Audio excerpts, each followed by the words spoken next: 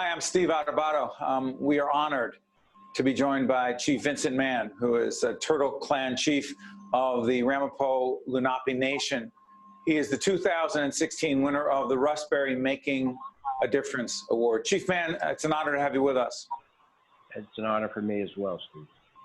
We met a few years back at the Making a Difference Award and the Russ Berrie Making a Difference Award, and so many wonderful people making a huge difference, unsung heroes, if you will. Tell us about the Lunaape Nation. What is it, and what are you facing as we move into 2021? The Ramapough Lunaape Nation are the descendants from the original inhabitants of New Jersey, northern New Jersey, southern New York, western Connecticut, the Muncie-speaking people. Today we have about 5,000 enrolled tribal members. And as we look forward to 2021, you know, the Turtle Clan itself is still struggling with residing in a federal Superfund site. Yeah. But as 2021 comes forward, we're very hopeful that through some of the programs that we're working on, that we're able to bring some help ourselves, you know, to that self-help, if you will. You know, Chief, people hear Superfund site, and the term, I believe, came about in the 1980s, late 70s into 80s. People go, oh, Superfund site. But I don't know if people know what that means. So make it clear, Chief Mann, what exactly we're talking about and why it's so potentially, not potentially, but is dangerous on so many levels and causes a whole range of medical and health issues for you and the other folks at the Ramapough Lunaape Nation. Yeah, so a federal Superfund site there was a law created called CERCLA, and that was to hold accountable those corporations who dumped toxic waste.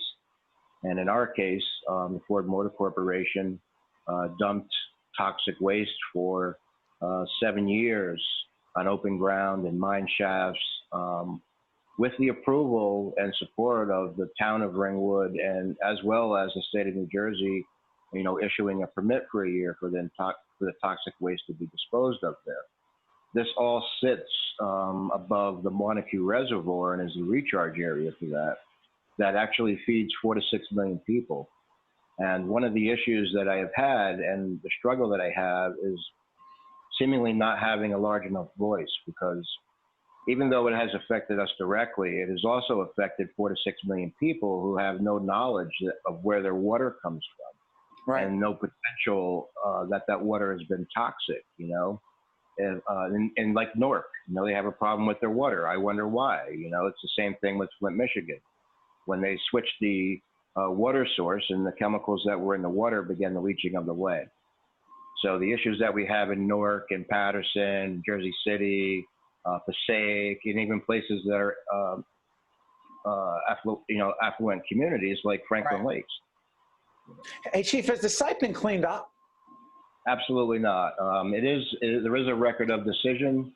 The record of decision as it stands, the town came in at the very last second of the very last day and put forth a one area that was supposed to be totally remediated and returned back to a forestal land for our people is actually going to be turned into a recycling center by the town of Ringwood, and then leaving all of the toxic waste there and just cleaning up minimal stuff. So it's going to forever be a toxic waste dump.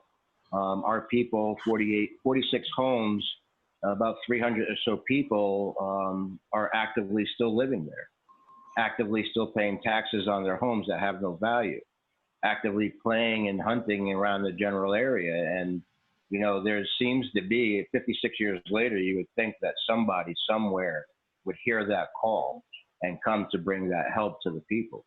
But it hasn't happened. Absolutely not. No health care, no active engagement to remove the community to another community, you know, to create another community. You know, and so even to the people that are in Newark, right? Hundreds of thousands of people, when I asked the EPA to have a citizens advisory group meeting so that the people that are in the Newark who are stakeholders could have a voice whether or not they think that stuff should stay there. Why has 4 to 6 million people in the state of New Jersey, the most populous state in the country, not have a voice in whether or not that toxic material should stay there or not. Let me ask you this, the responsibility you have as chief as it relates to what we're talking about right now in this very serious health, medical, environmental crisis. So my responsibility is an inherent responsibility as a chief to protect our families, protect our children, protect our elders, which few that are left, to the environment in which we rely on. We rely on that for our cultural survival, right? Yeah. Our cultural way of life. And so the responsibility that falls upon me is the responsibility of literally protecting their lives, literally burying over 80 of our people over the last couple of years. You know, that's a very super intense, emotional, spiritual experience that most humans couldn't deal with. Excuse me, Chief, has COVID made it worse? COVID made it worse, but what I will say about this is that for 56 years, if people want to take a look at COVID-19 and how everyone's scared, our people have been living with that same thing for 56 years. And now we have communities who are compromised because of that and the acts of other people, municipalities and state and wrongdoers, to add this on top of that.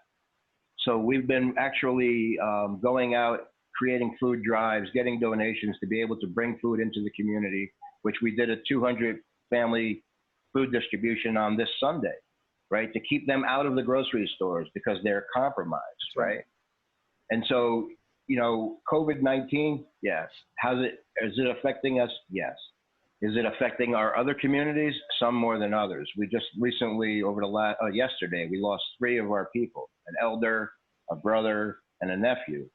And so we can't and haven't been successful in bringing help to our people because it's a political bomb, right? Yeah. Chief, I wish we had more time, but I want to ask you this. You won the 2016, you were one of the winners of the 2016 Russ Berrie Making a Difference Award. What does that mean? Well, I mean, you know, being recognized for being an unsung hero. And as I said back then when you interviewed me, Steve, I'm not that person. The unsung heroes are those people of my family who've lost their lives, who struggle every day to survive and to keep their culture alive. And, you know, being recognized in that way, that has given me the strength because I look at it as I just spoke, you know, and, you know, we created Muncie Three Sisters Medicinal Farm. That is to be able to grow food to distribute to our community, but not just our community, to other people who are in need. Right? Food sovereignty is a real thing. Food justice, protecting the waters. That is all the responsibility of this person who's sitting in front of you, you know, and it should be the responsibility of a lot more human beings. The money that came in, I helped put my nephew through school, became an engineer so he can come back to his community, right? And so, you know, it has given me that internal boost of strength to continue forward. We've created a nonprofit to also assist in that as well. Chief, I want to thank you for joining us and sharing an incredibly important story that clearly is not getting not even close to the attention it deserves. Chief Vincent Mann, I wish you and everyone up at the Ramapough Lunaape Nation all the best. Thank you, Chief. Thank you, Steve. Blessings. I'm Steve Adubato. We'll be right back. One-on-One with Steve Adubato has been a production of the Caucus Educational Corporation.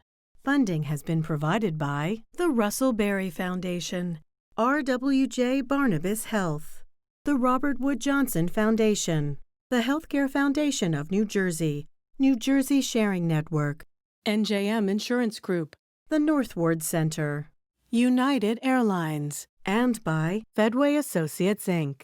Promotional support provided by bestofnj.com and by New Jersey Monthly.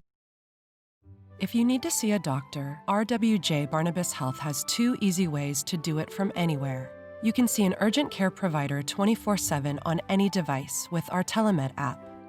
Or use our website to book a virtual visit with an RWJ Barnabas Health Medical Group provider or specialist, even as a new patient. You've taken every precaution, and so have we. So don't delay your care any longer. RWJ Barnabas Health. Let's be healthy together.